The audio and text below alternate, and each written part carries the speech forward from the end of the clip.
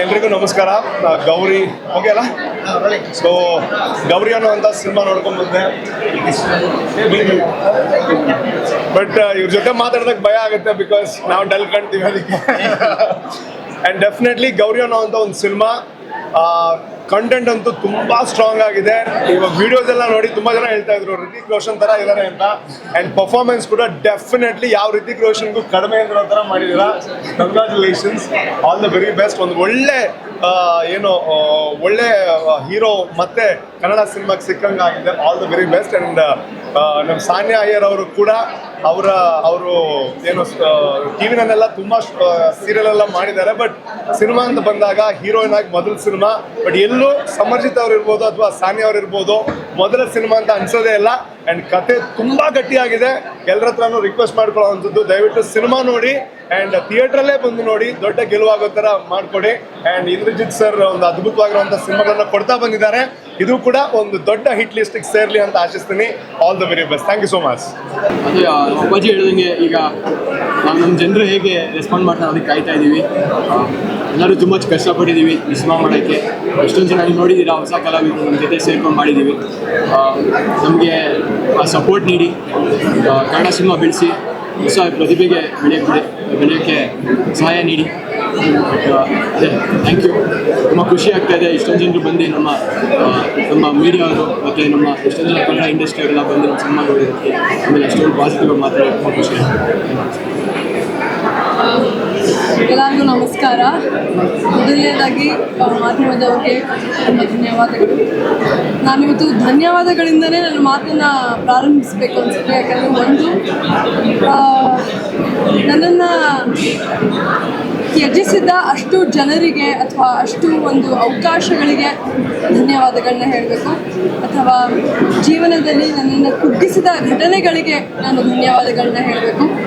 Of course ನಮ್ಮ ನಿರ್ದೇಶಕರು ಹಾಗೂ ನಿರ್ಮಾಪಕರು ಇಂದ್ರಜಿತ್ ಸರ್ಗೆ ಧನ್ಯವಾದಗಳನ್ನ ಹೇಳಬೇಕು. ಯಾಕಂದರೆ ಈ ಮೂರು ಅಂಶಗಳು ನನ್ನ ಜೀವನದಲ್ಲಿ ಇರಲಿಲ್ಲ ಅಂದರೆ ಇವತ್ತು ನಾನು ಇಲ್ಲಿವರೆಗೂ ಬರೋಕ್ಕಾಗ್ತಾನೇ ಇರಲಿಲ್ಲ. ಗೌರಿ ನನ್ನ ಪಾಲಾಗ್ತಾ ಇರಲಿಲ್ಲ.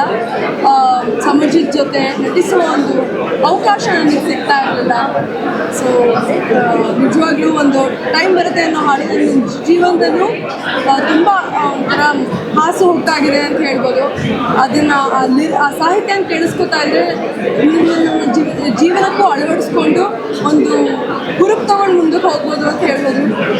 ಇಷ್ಟೊಂದು ಜನ ಕಲಾವಿದರು ಬಂದರು, ತಂತ್ರಜ್ಞರು ಬಂದರು, ನಮ್ಮ ಸಿನಿಮಾನ ಹಾಡಿ ಹೊಗಳಿದ್ದಾರೆ.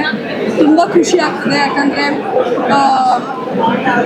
ನನಗೆ ಆಟೋ ಹಿಂದೆ ಒಂದು ಸಿನಿಮಾ ಪೋಸ್ಟರ್ ನೋಡಬೇಕು ಅಂತ ಆಸೆ ಇತ್ತು. ರೋಡಲ್ಲಿ ಹೋಗಬೇಕಾದ್ರೆ ದೊಡ್ಡ ಪೋಸ್ಟರ್ಸ್ಗಳನ್ನ, ಕಟೌಟ್ಗಳನ್ನ ನೋಡಬೇಕು ಅಂತ ಆಸೆ ಇತ್ತು. ರೇಡಿಯೋಲಿ ನಮ್ಮ ಸಿನಿಮಾ ಹಾಡು ಕೇಳಬೇಕು ಅಂತ ಆಸೆ ಇತ್ತು.